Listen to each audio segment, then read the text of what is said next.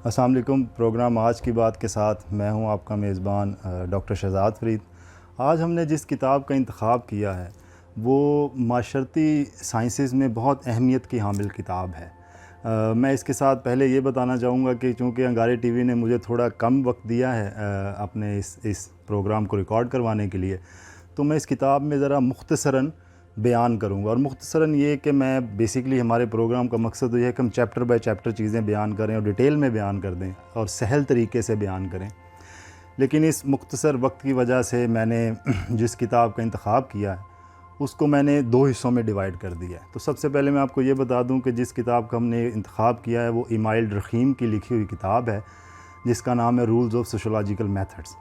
ये एक इंतहाई अहम किताब है क्योंकि डरखीम से पहले माशरती साइंसेस को साइंटिफिकली इस तरह नहीं देखा जा सकता था, ना देखा गया था जैसे डरखीम ने इसे सजेस्ट किया था। तो ये जो रूल्स ऑफ सोशोलॉजिकल मेथड है इसको मैंने किताब को 2 हिस्सों में डिवाइड कर दिया है। पहला हिस्सा इसका मैंने इस लिहाज से डिवाइड किया है क्योंकि जो इम्पोर्टेंट बात है वो ये कि सोशल फैक्ट्स हैं क्या। ये किताब दरअसल मेथड से डील करती है कि माशरती साइंसेस में, ख़ासकर सोशियोलॉजी में, इमरानियात में जो साइंटिफिक स्टडी है वो किस तरह कंडक्ट की जानी चाहिए और उसका बेसिक जो गोल है, जो मकसद है वो क्या होगा या क्या होना चाहिए।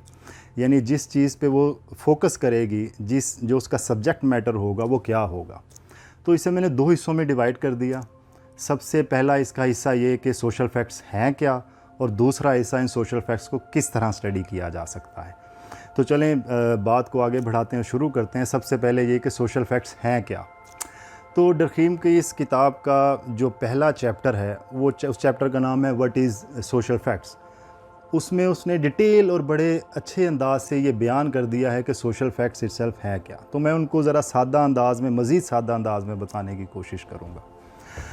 सबसे पहले ये कि ये जो सोशल फैक्ट्स हैं, इसे सोशल फैक्ट समझने से पहले हम ये समझें कि फ़ैक्ट्स क्या हैं डरखीम की नज़र में।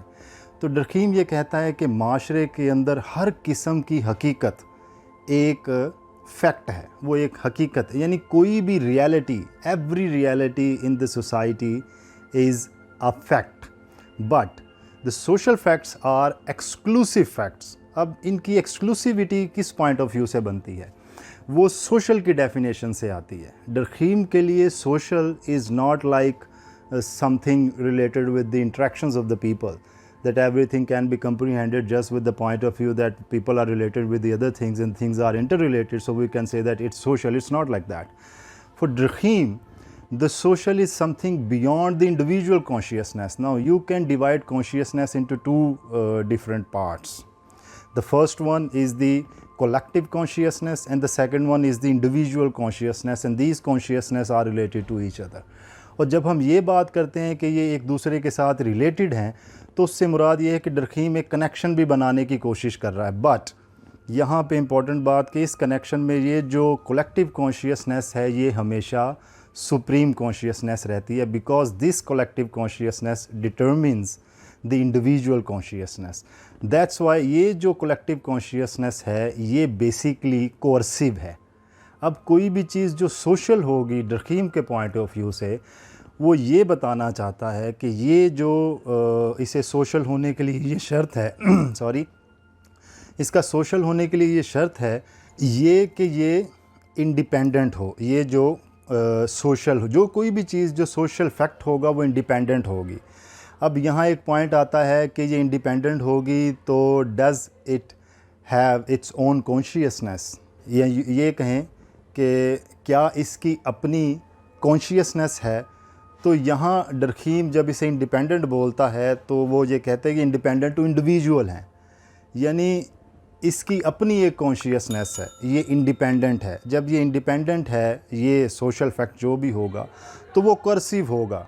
और कोर्सिव होने से मुराद ये कि वो इंडिविजुअल की जो उसके नीचे, जो उसके अंडर, यानी माशरे के जितने भी इंडिविजुअल हैं वो उनके ऊपर एक फ़ोर्स रखता है, वो एक कंस्ट्रेंट रखता है। जब भी इसको रेजिस्ट किया जाएगा तो वो एक कंस्ट्रेंट उनके ऊपर रखेगा, वो अपने आप को चेंज जल्दी नहीं होने, दो it changes with the passage of time quite very slowly, लेकिन ये नहीं कि रैपिड चेंज होता है। वो रैपिड चेंज होगा भी तो माशरा ऑटोमेटिकली अपनी हालत में वापस आ जाता है। अब जब हम ये कहते हैं कि ये सोशल फैक्ट्स एक एक्सक्लूसिव फैक्ट्स हैं और ये इंडिपेंडेंट इंडिविजुअल हैं, कोर्सिव हैं, beyond the consciousness of individual हैं, डरकीम एक और इम्पॉर्टेंट बात यहाँ बताता है, these social facts are things, they must be treated like things. और ये 3 प्रिंसिपल्स वो पहले चैप्टर में ही दे देता है। पहला ये that social every social reality is social fact. These social facts are must be treated like things.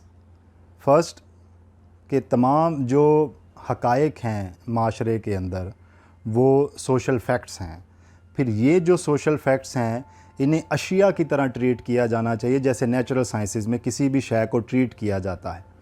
तीसरी ये कि जब किसी भी चीज़ को अशिया की तरह ट्रीट किया जाता है तो उसे फिर ऑब्जेक्टिवली ट्रीट किया जाना चाहिए, सब्जेक्टिवली ट्रीट नहीं किया जाना चाहिए।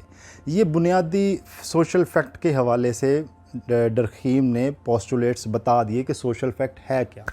अब जब हम ये बात करते हैं कि इस चीज़ को किसी भी सोशल फैक्ट को बतौर चीज़ लिया जाए, तो मिसाल के तौर पे मज़हब है, मज़हब एक सोशल फैक्ट है डरकीम के नज़रिए से, क्राइम एक सोशल फैक्ट है डरकीम के नज़रिए से, इसी तरह शादी एक सोशल फैक्ट है, फैमिली एक सोशल फैक्ट है, इकनॉमिक इंस्टीट्यूशन पूरा का पूरा एक सोशल फैक्ट है। लेकिन हम इसे चीज़ की तरह कैसे देखेंगे, ये इंपॉर्टेंट बात थी। तो डरकीम ने एक बड़ा खूबसूरत इसमें पॉइंट बताया था अपनी इसी किताब में, रूल्स ऑफ सोशलॉजिकल मेथड ने। उसने कहा कि जब हम चीज़ों को बतौर थिंग्स लेते हैं, यानी सोशल फैक्ट्स को बतौर थिंग्स लेते हैं, it means that these social facts are not like idea, these social facts are not mere concepts. These social facts should not be like philosophical ideas, they are data. तो मिसाल के तौर पे मेरे पास ये यहाँ पे मोबाइल है। अब इस मोबाइल को आप बतौर थिंग ले रहे हैं, ये चीज़ भी है, ऑब्जेक्टिवली इसे ट्रीट किया जा सकता है, इसकी आपको डायमेंशन सब कुछ नज़र आ रही हैं, आप इसे हाथ में पकड़ सकते हैं। इस थाट में मैं मज़हब रखता हूँ, वो मेरे हाथ में नहीं आता, मैं उसको तूल अर्ज़ बल्द उसकी और मैं पैमाने से नहीं माप सकता, तो मैं उसे सोशल फैक्ट के तौर पे कैसे देख सकता हूँ, जैसे मैं इस मोबाइल को देख सकता हूँ। तो डरकीम कहता है कि ये जो मटेरियल चीज़ है या ये जो फैक्ट है, ये बेसिकली इसे ऑब्जेक्टिवली इस तरह देखा जा सकता है अगर आपके पास इसका डाटा हो। ये कितना लंबा है, इसकी पैमाइश करते हैं हम तो मोबाइल कितने इंच का है, इसकी विड्थ कितनी है, इसका वज़न कितना है, ये मेरे पास एक डाटा है जो इसके एक्सटर्नली एक्सप्लेन कर रहा है इसके बतौर फैक्ट होने को। अगर डाटा नहीं है तो ये फैक्ट ही नहीं हो सकता। मज़हब को अगर मैंने देखना है तो मैंने उसकी यही चीज़ें देखनी है, यानी मेरे पास मज़हब के बारे में जितना ज़्यादा डाटा होगा, जितना कंक्रीट डाटा होगा, उतने ही अच्छे से उसे मैं बतौर चीज़ देख सकता हूँ। और बतौर चीज़ देखने के लिए डरकीम की 2 किताबें बहुत इंपॉर्टेंट हैं। एक है सुसाइड, जिसमें उसने सुसाइड को बतौर थिंग ट्रीट करते हुए सुसाइड के ऊपर डाटा कलेक्ट किया, और उसकी मैं उस पर एक मुकम्मल डिटेल वीडियो बनाऊंगा, चैप्टर बाय चैप्टर में आपको बताऊंगा उसने कैसे स्टेटिस्टिकल डाटा कलेक्ट करके सुसाइड को सिर्फ साइकोलॉजिकल पर्सपेक्टिव से निकाल के सोशल पर्सपेक्टिव में ले गया। उसके बाद अगली इंपॉर्टेंट किताब division of labour in society है, जहां आपको साइंटिफिक रैशनलिज्म, डरकीम की साइंटिफिक रैशनलिज्म देखने को मिलती है। यहाँ मैं डरकीम की एक और इम्पॉर्टेंट किताब the elementary form of religious life का डिस्कस भी करना चाहूँगा। उस किताब के हवाले से, क्योंकि वो ज़रा एंथ्रोपोलॉजिकल स्टडी है, वहाँ साइंटिफिक मेथड जो डरकीम ने यूज़ किए हैं वो डायरेक्ट ऑब्जर्वेशंस के हैं रुद्दा ट्राइब में रहते हुए। तो बेसिकली इन तमाम हिस्सों में, इन तमाम किताबों में डरकीम जो रियलिटी को डील कर रहा है, यानी डिवीजन ऑफ लेबर को जो वो डील कर रहा है, सुसाइड को जो वो डील कर रहा है, रिलीजन को जो वो डील कर रहा है, हर एक किताब के अंदर वो उनको सोशल फैक्ट्स के तौर पे ट्रीट कर रहा है, और हर फैक्ट को वो इंडिपेंडेंट टू इंडिविजुअल देखता है। यानी elementary form of religious life में वो रिलीजन के बारे में ये कहता है कि जब इंसान मजहब या किसी खुदा को पूछता है तो वो दरअसल माशरे को पूछ रहा होता है। अब आप ये देखें कि वो मजहब को किस बियॉन्ड द इंडिविजुअल लेवल पे ले गया, क्योंकि सोसाइटी डरकीम के पॉइंट ऑफ व्यू से एक एक्सटर्नल फैक्ट है, इंडिविजुअल कॉन्शियसनेस के एक्सटर्नल है। और इंडिविजुअल कॉन्शियसनेस के एक्सटर्नल होने से मैंने पहले बताया मुराद क्या है कि वो कोर्सिव है, वो एक फोर्स रखती है इंडिविजुअल के ऊपर कि वो उसको अबाइड बाय करे, सोसाइटी को अबाइड बाय करे। वो अबाइड बाय नहीं करता तो वो सोसाइटी उसके अगेंस्ट फोर्स पैदा करती है।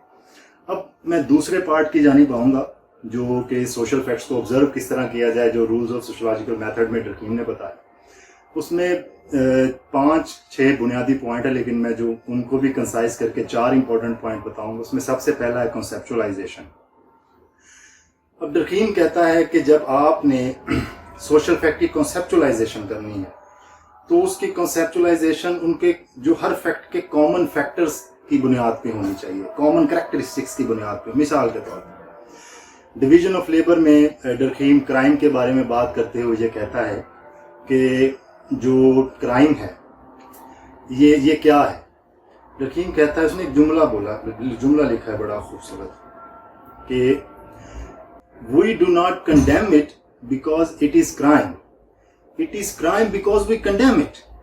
यानी अब आप ये देखें इस जुमले की रो से कि ये जो क्राइम है उसकी सेंस यही नहीं है कि जी आपने कोई चोरी की है तो आपने वहां से पैसे उठाए, ये इसलिए क्राइम है। नहीं, इसके क्राइम होने की वजह यह है, जो उसका एसेंशियल पॉइंट है सोशल फैक्ट के हवाले से, कि ये जो कॉमन सेंटीमेंट्स हैं इंडिविजुअल के, उसको हर्ट करता है।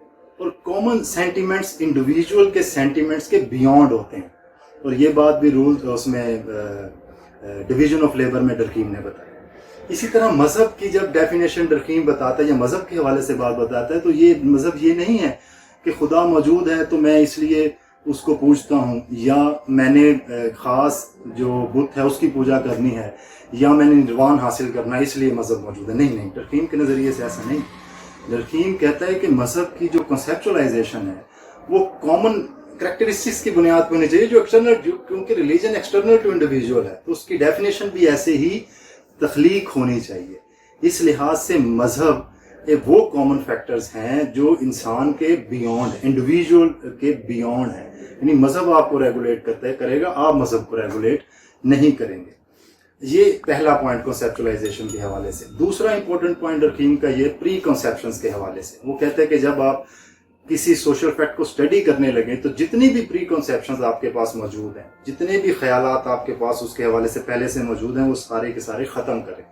और यहाँ डरकीम का ख्याल किसी हद तक, अगर आप grounded theory, discovery of grounded theory किताब है, उसके साथ उसका जो ये उसका पहला वर्जन था, उसमें भी यही बात की गई थी। क्योंकि डरकीम ने जब रिलीजन की स्टडी शुरू की तो डरकीम ने वहाँ पे एक बड़ा खूबसूरत तमहीद बांधी कि मज़हब को अगर मैंने स्टडी करना है तो मज़हब को उसकी क्रूड फॉर्म में स्टडी किया, जब जहाँ से मज़हब शुरू हो रहा है, और आज के दौर में वो अफ्रीकन ट्राइब्स टाइप जहाँ पे मज़हब मौजूद है वहाँ से मिलेगा। इसलिए डरकीम ऑस्ट्रेलिया गया, रुंता ट्राइब में, जहाँ मज़हब अपनी क्रूड फॉर्म में था, और उसने उसे वहाँ स्टडी किया, जो इनिशियल फॉर्म होती है रिलीजन की, कि रिलीजन इनिशियल फॉर्म में ऐसा था तो उसको उसी इनिशियल फॉर्म में स्टडी करना चाहिए। तो वो प्री कॉन्सेप्शंस ख़त्म हो गई। यानी वो ईसाइयत के, यहूदियत के या इस्लाम के ज़ेरे साया आके मज़हब को स्टडी नहीं कर रहा, बल्कि यूँ कहें जो क्वालिटेटिव मेथड का इंपॉर्टेंट पॉइंट है, that put yourself into the shoes of the others. यानी उसने अपने आप को उनके कॉन्टेक्स्ट में रख के उन्हें स्टडी किया। Elementary form of religious life में एक बात बताता है जो रूल्स ऑफ सोशियोलॉजिकल मेथड के पहले पॉइंट से बहुत रिलेटेड है। यानी वो कहता है जब एक आदमी एक खुदा को पूजता है तो दरअसल वो माशरे को पूज रहा होता है।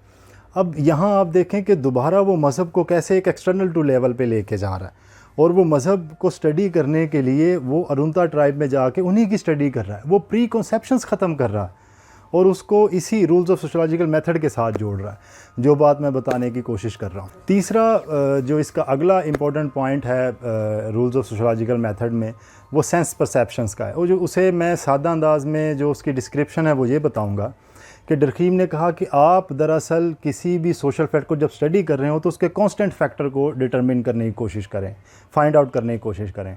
यानी जिस तरह नेचुरल साइंसेस में आप पानी को देखते हैं कि पानी अमेरिका में पाया जाए, पाकिस्तान में ले आएँ, कच्चे खूह में ले जाएं उसको, या खानेवाल के किसी और हिस्से में रख दें, तो वो पानी के जो बेसिक एलिमेंट है वो कांस्टेंट रहते हैं। यानी हाइड्रोजन और ऑक्सीजन की वही मिकदार वो हर जगह वैसी पाई जाती है।